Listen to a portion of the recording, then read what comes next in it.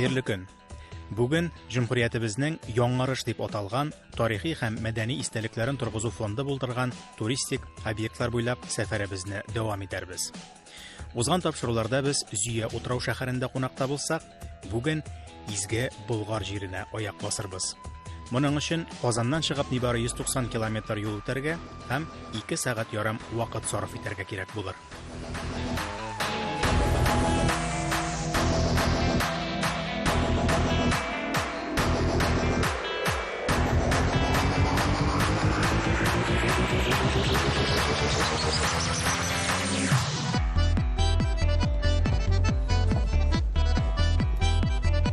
Аллага шөкер, килеп җиттек.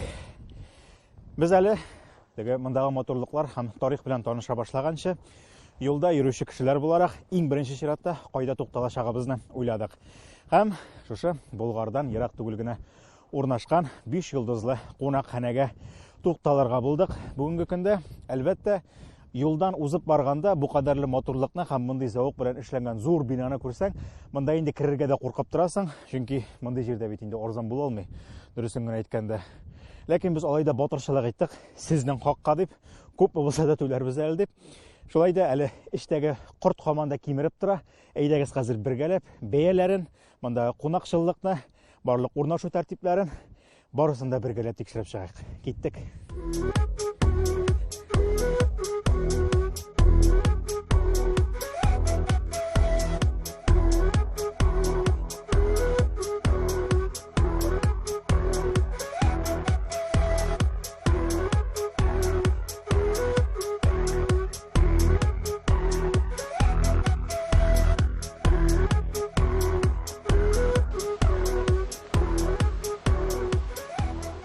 Добрый день, добро пожаловать. Позвольте уточнить ваши даты бронирования с сегодняшнего дня на 2 ночи. До 23 числа номер категории стандарт с видом на Волгу. Номер у вас будет на 3-м этаже. В крыле СПА. Правое крыло, с левой стороны находится ресторанный комплекс. В стоимость проживания входят завтраки, проходит в ресторане буфет с 7 до 11 утра. Также в стоимость проживания входят услуги СПА-центра, бассейн, прибассейнная сауна, детский бассейн и тренажерный зал. Они входят в стоимость проживания с 5 утра до 11 вечера к вашим услугам. Ваши ключики от вашего номера. Наши коллеги отнесут ваш багаж к вам в номер. После размещения подходите к нам. Мы проведем для вас экскурсию. Приятного отдыха. Спасибо. Җәмәгать мондагы бүтән моторлыкларны, яхшылыкларны саный торгач, тамак кибә башлады. Сүз оңайыннан бұл welcome table деп атала. Бұл қаршы алу үстәле. Барысы да кунаклар өчен. Безнең әйберләрне, кием салоннарны, сумкаларны менгерә торган арада, менә шушында урнашкан бик матур кунак зонасында бераз гына хәл алырга булдык. Һәм әлбәттә инде шушыннан ачылган бик матур манзарага, елгага чыккан матурлыкларга хузурланырга да мөмкин. Шулай ук бу бит инде туристлар өчен дип эшләнгән урын иң беренче чиратта, шуңа күрә биредә вакытыгыз булганда Казанның туристик картасы белән дә, Зөя шәһәре турындагы мәгълүмат белән дә танышырга була, инде без анда булып уздык. Шулай ук әлбәттә инде безнең тапшырыбызның төп максаты ул Болгар музей тыюлыгы һәм без аның барлык кызыклы урыннарын һәм тарихи урыннарын барлый торыйк һәм үзебезнең тапшырыбызның маршрутын да шушы карталарга нигезләнеп төзитерик. Болгар үтеп барышлый гына кирип чыга торган урын түгел. Аның тарихи объектларында 5 төрле рәсми маршрут белән әйләнеп чыгарга мөмкин. Ләкин ничек кенә йөрсәгез дә, мондагы тарихка төшенер өчен 3 сәгать вакыт аз. Нинди генә кызыклы урын булса да, анда 3-4 сәгатьтән артык йөрү әлбәттә һәркемне ялыктырачак. Шуңа күрә беренчедән маршрутыгызны алдан ук чамалап кую зарур. Икенчедән, мөмкинлегегез булса, Болгарга кунак килү иң дөрес вариант.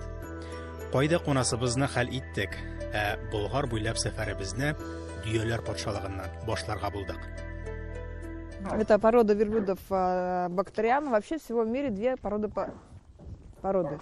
Это Бактриан и Дромадеры.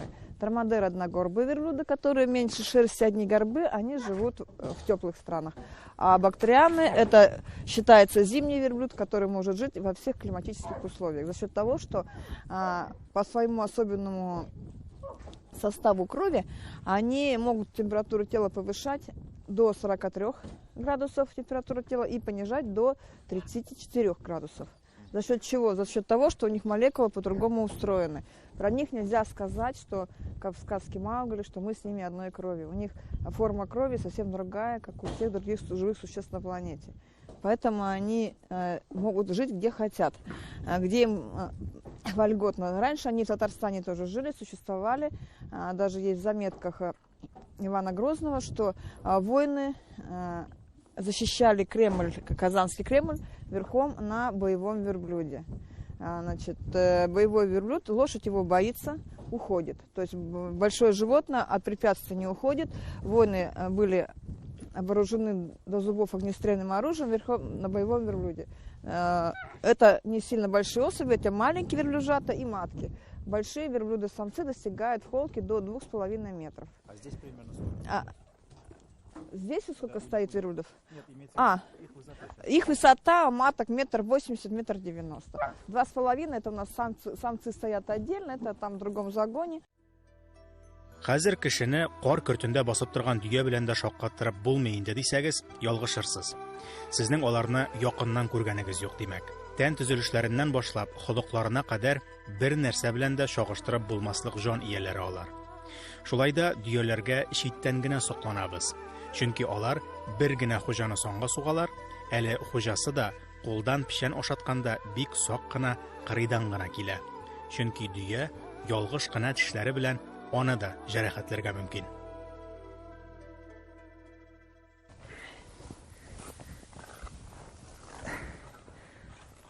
Көн салкын булу сәбәпле бераз гына җәмгыятькә файдалы эш эшләп, дөяләргә ашарга салып, өземнән авылдан икәнне дә күрсәтеп алырга булдым әле. Шушы дөяләр патшалыгындагы хезмәткәрләргә. Мондый гына ролны күргән барамыз. Хайран, тыгыз эшләгәннәр. Сыйфат әйбәт дип әйтүем. Кызмаганда. Мин пишән турында белгәнем шушы урында тәмамлана инде. Сүз уңаеннан дөяләр алайык ашауга бик нәзакәтле хайваннар түгел икән. Шушындый зур җан ияләре булуына карамастан, безнең авылларда сыерларыбыз, сарыкларыбыз, бузауларыбыз ашаган пишәнне буларда бик яхшы кимерәләр үзе. Ләкин шул симерә башлаган сыер шикелле, буларда күп ашатсам, теге яхшы пишәннән дә бурын җыера башларга мөмкиннәр. Шуңа күрә булганын гына ашап торыгыз әле, әмма саланган. Үзләренә зур игътибар һәм хөрмәт таләп итүче дөяләр алай ук холыксыз хайваннар түгел үзе. Җәй көннәрендә килүчеләр хәтта аларга утырып та йөри алалар. Дөяләре кышкачадан булса да, биредә җәй көнне генә тулысынча ял итәргә мөмкин. Зур экскурсия, милли киемнәр киеп фотога төшү, имәнлеккә барып шашлык пешерү мөмкинлеге өчен нибары 150 сум акча түлисе булачак. Ә менә дөядә йөреп килү, әлбәттә, аерым хакка. Верблюд очень подъемное животное.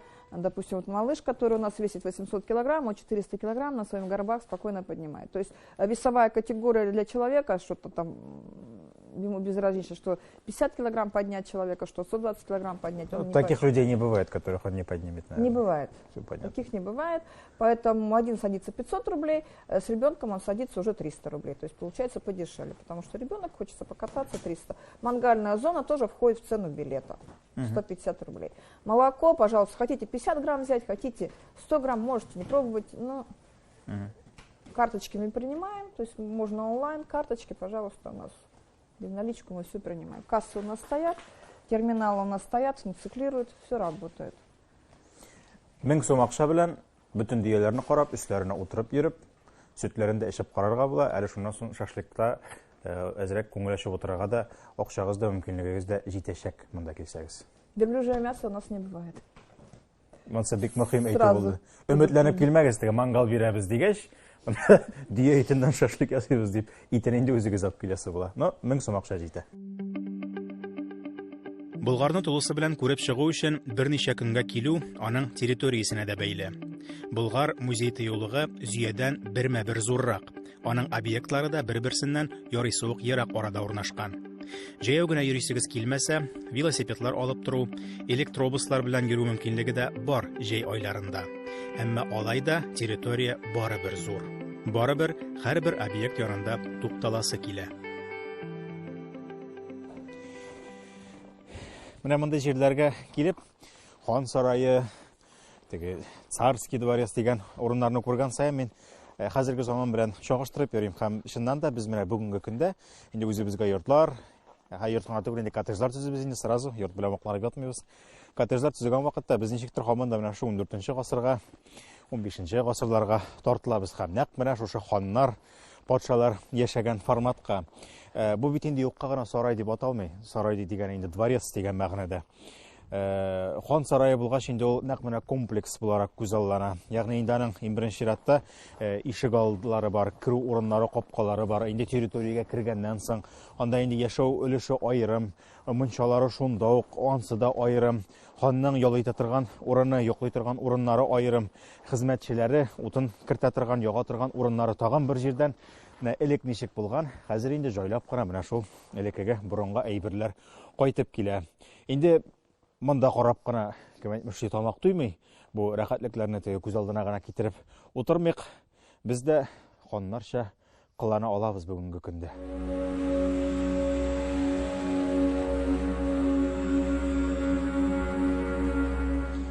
Рамилә, кунакханәдә ничә номер бар, нинди категориядәге номерлар?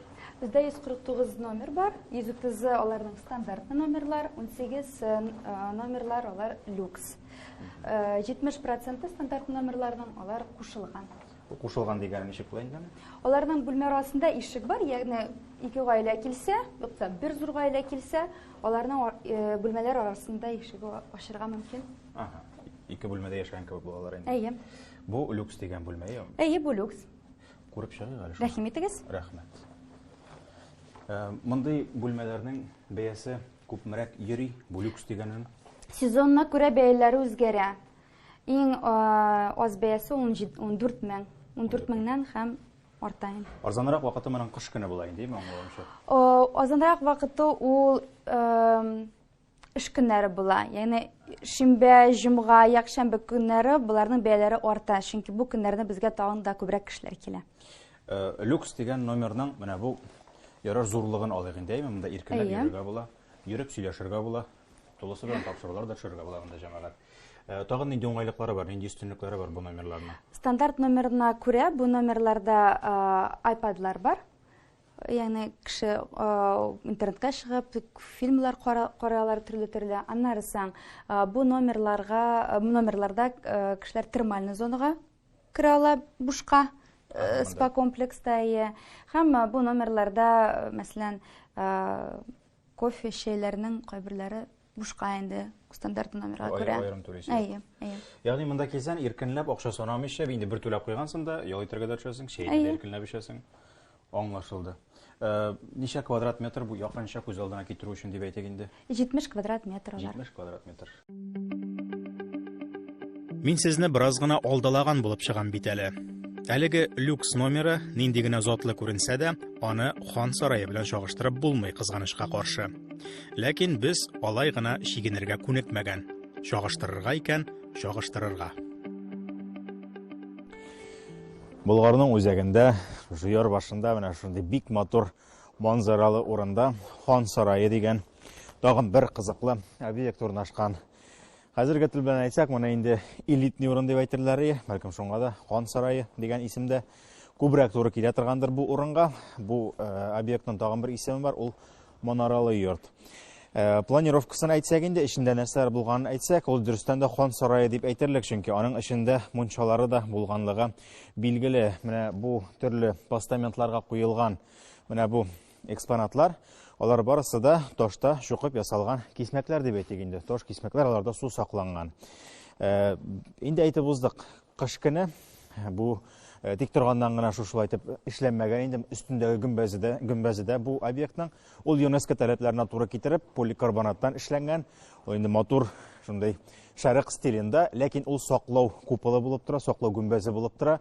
Монда нәрсә дисәң дә бит инде археология эшләре барган урыннар һәм монда консервацияләнгән барлык әйбердә менә бу тент астында, мәсәлән, мунчаның калдыклары, анда инде мич урыннарын, инде теге корымланып торган җылыту юлларында күрергә булыр иде, ләкин без аны инде бүгенгә ачып тормыйбыз, аңа базмыйбыз. Чөнки бу бик борынгы бина. Аның төзелү вакыты 13-нче гасырның уртасына туры килә. Һәм бу Булгарда төзелгән нәкъ менә ак таштан төзелгән беренче бина дип тә әйтәләр. Менә аның фундаментларын күрергә була билгеле. Инде хәзер менә камера бераз гына аска төшсә, әлеге фундаментлар шулай ук тикшерелгән, казылган, һәм аларның тирәнлегенә карата һәм киңлегенә, аныклыгына карата әлеге бина, әлеге йорт 2 этажлы, 2 катлы булып торган. Шулай булгачан дөрестән дә хан сарае дип исәпләргә мөмкин. Дөресен генә әйткәндә, һәр вакытта да менә шулай төрле гасырларның затлы урыннарын чагыштырып карау мөмкинлеге тәтеми. Менә 14-15 гасырларда ак таштан төзеп куелган 2 катлы йорт ул чорда яшәгән кешеләрдә нинди хисләр уятты икән? Күз алдына китерү авыр, шулай бит. Әйдәгез, бергәләп тырышып карыйк. Интернеттан гына карап белдем, сездә Королевский люкс дигән бер номер булырга тиеш. Әйе, бер генә Королевский люкс номеры бар. Бу да фул номер. Әйдәгез әле кереп чыгыйк, рәхим итегез. Мин монда үзем генә керергә куркам, дөресен генә әйткәндә. Бу нәрсәдән гыйбарәт әлеге номер? Нәрсәләрдән башлана бу? Бу номерда гына үзенең кухнясы бар. Аннан телевизорлар төрле видео конференциялар үткәрергә мөмкин. Ягъни бу крашул президентлар, бизнесменнар өчен бик яхшы номер. Һәм патшалар өчен, алар дөньяда күп калмады, аларны сакларга кирәк. Анда барлык шартлары да булырга тиеш. Именно шулай. Болгардагы кунакханәгә булай җентекләп тотыну бердә юкка түгел. Борынгы башкалабызның тарихи мирасы торгызылса да, аның Казаннан ерактарак урнашуына, мәйданы зур булуына күрә, килгән күп санлы кунакларга тукталарга урын җитмәү иң беренче, иң зур проблема иде минемчә. Ә хәзер биредә дусларыңга да, зур түрәләргә дә урын табып була. Буларның айрым шкафы бар, гардеробная. Бу шкаф дип әйтеп булмый инде, бу бүлмә. Җәмәгать мин дә сыйгач инде бу нәрсә дип әйтим инде. Мин сыйган әйбер инде шкафтан күптән узган була. Хәтта шкаф кубадан да узган була. Гардеробная дип дөресен әйткәндә нәкъ шушындый бүлмәләр атала. Анда инде кереп бөтен әйберемне калдырып чыгып була. Буларның ваннасы да бар. Джакузи. Һәм дә монда кызык бер. Узыгыз, без сезгә күрсәтәбез. Рәхим итегез, бирегә. Бер чакта кунаклар сүренәсе эшләп була монда диләр. Уйнап була. Менә шулай кабызып. Җәмәгать сез аңласын өчен менә мин хәзер йокы бүлмәсеннән ванна бүлмәсенә карап торам. Рамилә миннән бик туеп китә икән, ул бер генә кнопкага баса, һәм мин юк. Бер фильмда бар, ул меня видно, меня не видно дип. Менә меня не видно, меня видно. Менә шулай.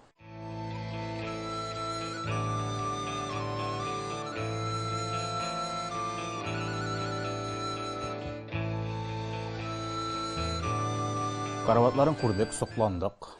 Да инде суларда безнең бүлмәдәге шикелле пластик шешәләрдә генә түгел, барысы да пыяладан, җәмәгать.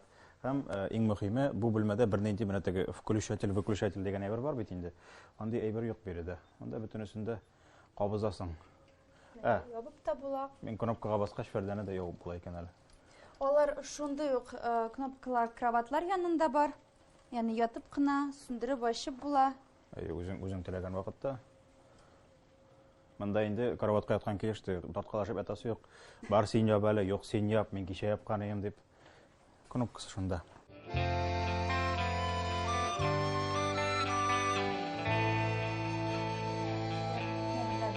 Һәм бу номерларда сабыннары, шампуньнары люкс классына. Ягъни бүтән шәрәк инде бар. Әйе, айрым. Кер сабыны түгел, исе сабын инде монда җәмәгать. Бу ванна айрым, монда тагын бер ванна бармы? Монда душ. Бу душ. Әйе. Ваннасын тәрәзә кырыенда керәсең. Тиз генә кулларыңны юырга булса, менә шушы бүлмәгә керәсең. Bu zatlы сабыннарга кагылып тормыйм. Колны кишәгенә юдым әле мин. Һәм дә тагын бер кунаклар өчен инде. Бу инде, мәсәлән, кемдер килсә, бизнес партнерлар килсә дип әйтик мен дә. Шунда аерым бер Бу хуҗаларны борчымас өчен дигән әйбер. бүлмәсенә кермәсе өчен, күрмәсе өчен. Бу җәмәгать аерым бәдрәф. Ләкин бу бәдрәфне дә гади генә әйтеп ясамаганнар. Менә бу нинди боз кисәгә асылынып тора дисәгез, бу дөресен генә әйткәндә, кул юа торган раковинаның краны. Менә шундый ул. Шулай булгач, монда бар җирдә бөтен эшкәрәкләре дә уйлап эшләнелгән. Акчаны нәрсә түлисең, нәрсә өчен түләгәнең күренеп тора инде. Һәм иң мөһим сорау. Шушы моторлыкның бәясе күпме? Ул да сүзләнеп керә, бәясе үзгәрә. Уртача 100 мең сум. Уртача 100 мең сумга төшә. Бер көнлек әйе. Бер көнлек. Алган кеше бармы әле? Без ноябрь аенда гына ачылдык. Пока бу бүлмәдә бер кеше дә яшәмәде. Шуңа күрә сез бүген түләп, беренче безнең кунакларыбыз була аласыз бу бүлмәдә. Банклар эшләми икән кредит алырга. Вакыт бар буга әле егетләр. Интернеттан аша булды. Килештек. Бездә кредитный специалист аерым тора. Көтеп как раз.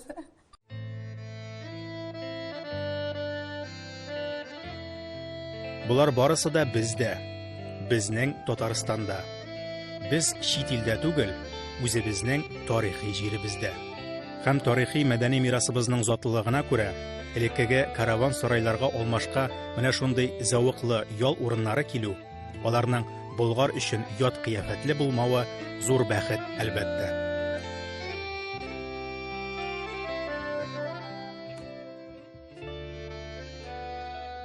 Бер ролым пешәнне таратып ташлаганга бер стакан дөя сөте бирделәр җәмәгать. Ләкин татар халкы бит инде тик торганнан гына сөтне әрәм-шәрәм итәргә күнекмәгән.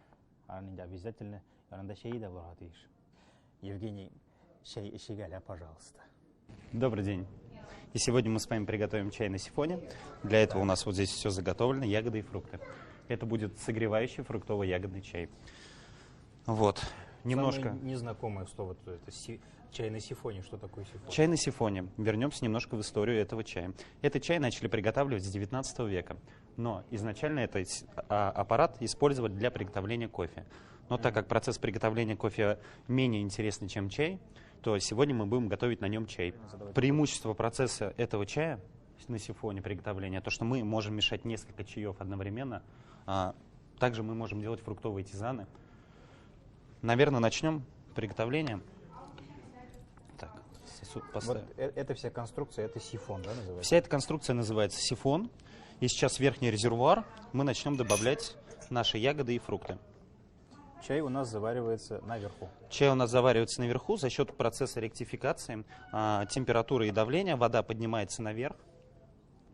И чай становится более ярко выраженный, открытый, душистый.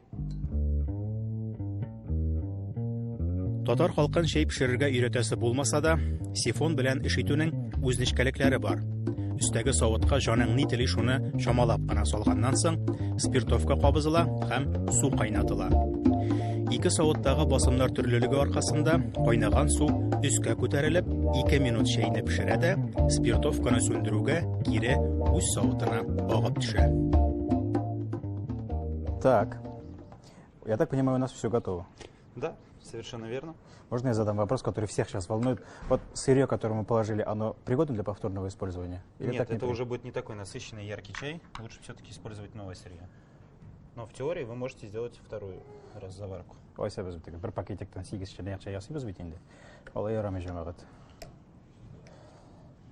Аромат действительно, конечно, искитмәле. Ваш чай готов. Приятного чаепития. Спасибо. И прям так вы наливаете, И да? прям так мы наливаем, да.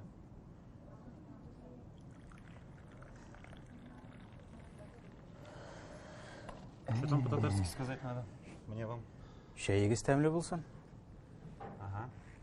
Чәйегез тәмле булсын. Рәхмәт бик зур, Евгений. Бәясен ахырдан сөйләшербез, әлегә чәй ничек әле? Аллаһа тапшырып.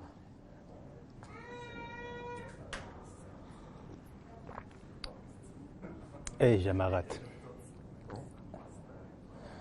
Шул хәтле рәхәт.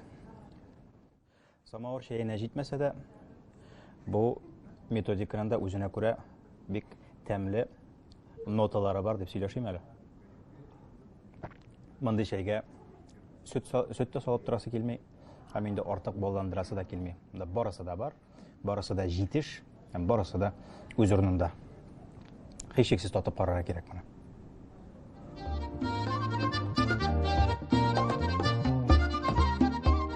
Татар халкының барлык мәҗлесләре дә чәй чыгаргач йомгакланган кебек, безнең тапшыруыбыз да ахырына якынлаша.